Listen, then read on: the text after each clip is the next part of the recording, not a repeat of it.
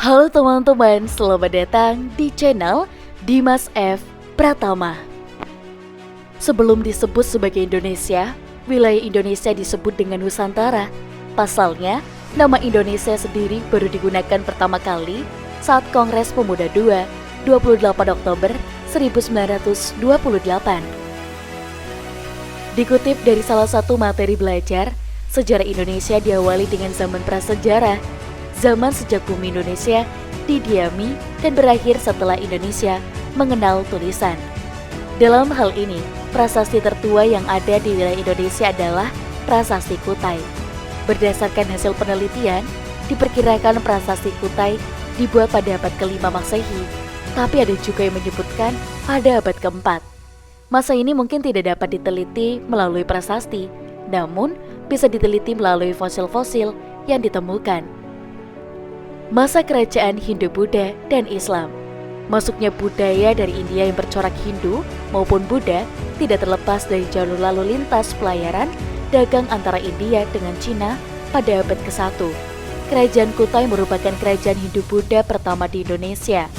Masa kerajaan ini juga menumbuhkan kekuatan ekonomi dan politik yang besar di Nusantara, terutama pada era Kerajaan Sriwijaya, Singasari, serta Majapahit. Sejak masa itu dan setelahnya, agama Hindu-Buddha berkembang pesat di Indonesia. Setelah kerajaan Hindu-Buddha, muncullah peradaban kerajaan Islam sekitar abad ke-13. Mariana dalam e-modul Kemendikbud Sejarah Indonesia menuliskan, agama Islam masuk Indonesia juga melalui jalur perdagangan. Masa penjajahan atau kolonialisme. Di dalam sejarah Indonesia dan negara di dunia lainnya, dikenal adanya masa penjelajahan samudra. Orang-orang Eropa berusaha untuk menemukan daerah penghasil rempah-rempah. Pasalnya, rempah-rempah ini menjadi komoditas perdagangan laris dan sangat penting di dunia. Seperti yang kita ketahui, di sini Nusantara merupakan daerah yang menghasilkan rempah-rempah. Tahun 1579, orang-orang Inggris juga sampai ke Indonesia dipimpin oleh Francis Drake dan Thomas Cavendish. Belanda menjelajah Indonesia, mengambil jalur laut yang sudah biasa dilalui orang-orang Portugis. Belanda mulai masuk ke Indonesia pada tahun 1596 di Banten. Kedatangan armada Belanda di Kepulauan Nusantara dipimpin oleh Cornelis untuk mencari rempah-rempah. Pada masa penjajahan Belanda di abad ke-17, lahirlah VOC. VOC adalah kongsi dagang terbesar milik Belanda sebagai pusat perdagangan di wilayah Asia.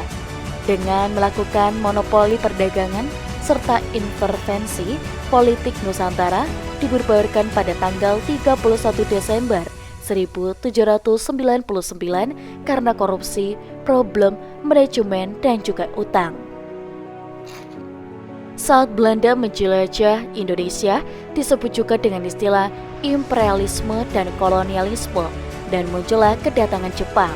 Setelah Jepang berhasil menguasai beberapa wilayah di Nusantara, akhirnya tanggal 8 Maret 1942, Belanda secara resmi menyerah Nusantara kepada Jepang.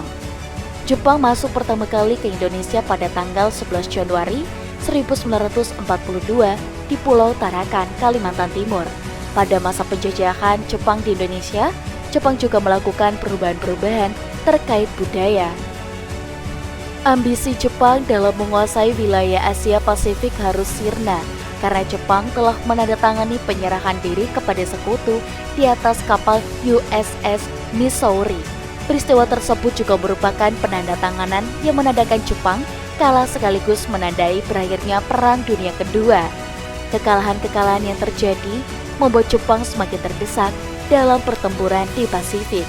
Oleh sebab itu, dalam mendapatkan bantuan, Jepang pun berusaha menarik simpati dari bangsa Indonesia dengan cara memberikan janji kemerdekaan. Janji tersebut disampaikan oleh Perdana Menteri Koiso yang direalisasikan dengan pembentukan Badan Penyelidik Usaha-Usaha Persiapan Kemerdekaan Indonesia atau BPUPKI pada 29 April 1945. Singkat cerita, Jepang menyerah tanpa syarat kepada sekutu dan mengakui deklarasi Potsdam pada tanggal 15 Agustus 1945. Pada saat hari itu juga, malam harinya golongan muda memaksa Soekarno-Hatta untuk memproklamasikan kemerdekaan Indonesia. Kemudian pada 16 Agustus 1945, golongan muda menculik, mengasingkan Soekarno, Muhammad Hatta, Fatmawati, dan Guntur ke Rengas Dengklok. Malamnya, naskah proklamasi disusun di rumah Laksana Mana Maeda oleh Soekarno, Hatta, dan juga Ahmad Subarjo. Akhirnya, pada tanggal 17 Agustus 1945, Indonesia merdeka. Untuk teman-teman di rumah, jangan lupa untuk like, komen, dan juga subscribe.